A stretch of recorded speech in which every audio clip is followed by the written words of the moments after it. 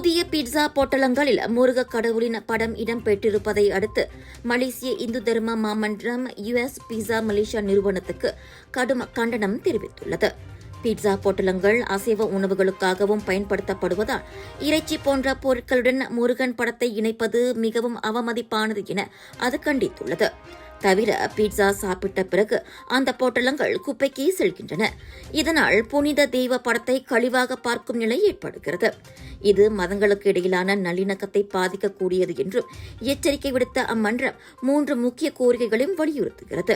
முருக திருவுருவம் பொறிக்கப்பட்ட பீட்சா பொட்டல தயாரிப்பு உடனடியாக நிறுத்தப்பட்டு அந்த பொட்டலம் வடிவமைப்பை திரும்பப் பெறுதல், இந்துக்களிடம் நிபந்தனையில்லா பகிரங்க மன்னிப்பு கேட்டல், இதுபோன்று மீண்டும் நடக்கா வண்ணம் மத கலாச்சார ஆலோசனை குழுவை அமைத்தல் ஆகியவை அந்த கோரிக்கைகளாகும்.